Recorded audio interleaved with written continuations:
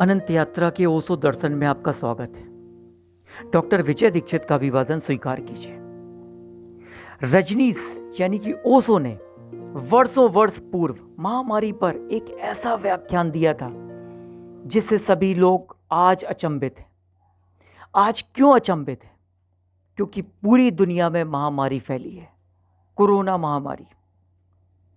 भगवान बुद्ध पर दिए अपने प्रवचनों में ओशो ने महामारी का जिक्र किया।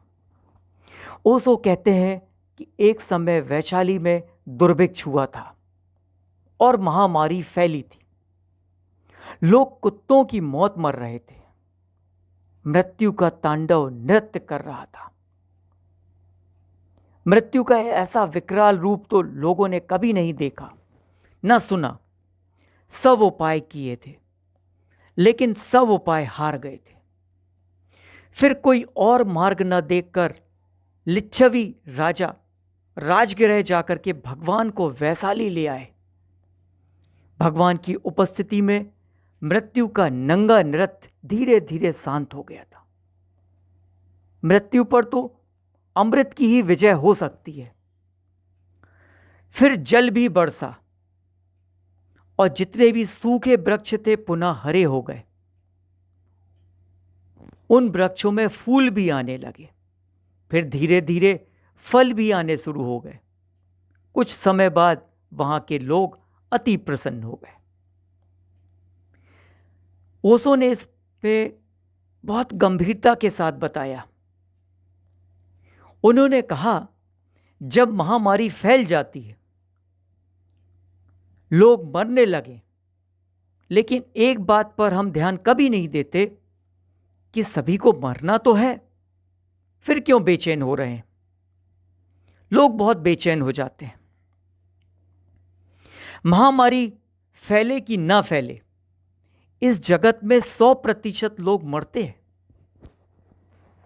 आपने कभी ख्याल किया कि ऐसा नहीं हुआ है कि 99% लोग मरे हों या 98% लोग मरे हों, 2% बच गए, या अमेरिका में लोग कम मरे हों, भारत में ज्यादा मरे हों? ऐसा नहीं। यहां 100% लोग मरते हैं। जितने बच्चे पैदा होते हैं उतने सभी मरते हैं। महामारी तो फैली ही हुई है। महामारी का और क्या अर्थ होता है? जहां बचने का कोई उपाय नहीं, जहां कोई औषधि काम नहीं आएगी। साधारण बीमारी को हम कहते हैं कि जहां औषधि काम आ जाए। महामारी को कहते हैं जहां कोई औषधि काम ना आए, जहां हमारे सब उपाय टूट जाएं और मृत्यु अंततः जीते। महामारी तो फैली हुई है, सदा से फैली हुई है। इस पृथ्वी पर हम मरघट में ही हैं। यहां मरने के अतिरिक्त और कुछ होने वाला नहीं है। देर सवेर यह घटना जरूर घटेगी। वैशाली के लोगों ने भी कभी ना देखा था कि सभी लोग मरते हैं। यदि यह देखा होता तो भगवान को पहले ही बुला लाते कि हमें कुछ जीवन के सूत्र दे देते। हम भी जान सकते कि अमृत क्या है, लेकिन नहीं गए, क्योंकि महामारी फैली हुई थी। आदमी ने कुछ ऐसी व्यवस्था की है कि मौत दिखाई नहीं पड़ती। जो सर्वाधिक महत्वपूर्ण है वहां दिखाई नहीं पड़ता, और जो व्यर्थ की बातें हैं वो खूब दिखाई पड़ती हैं।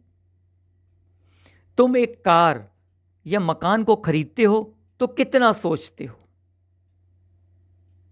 शायद रात भर सोते भी नहीं होगे। कितनी खोजबीन करते हो? तुम सिनेमा घर जाते हो तो कितना सोचते हो? लेकिन तुम जीवन के संबंध में जरा भी नहीं सोचते। तुमने यह भी नहीं देखा होगा कि जीवन हाथ से बहा जा रहा है और मौत रोज पास और पास और पास चली आ रही है। मौत द्वार पर खड़ी है। कब चली आएगी, कहां से चली आएगी, कुछ पता नहीं।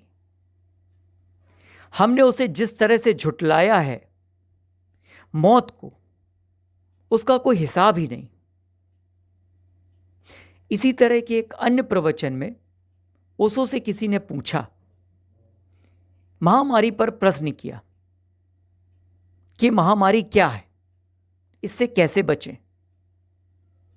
ओशो ने कहा, पहली बात, महामारी से कैसे बचें, यह प्रश्न अपने आप में गलत है। प्रश्न ऐसा होना चाहिए था, महामारी के कारण मेरे मन में मरने का जो डर बैठ गया है, उसके संबंध में आप कुछ कहिए तो मैं शायद कुछ कहूं। फिर भी ओशो ने कहा कि महामारी नहीं, महामारी के विषय में जो डर बैठ गया है, इस डर को समझो, इस डर से कैसे बचा जाए।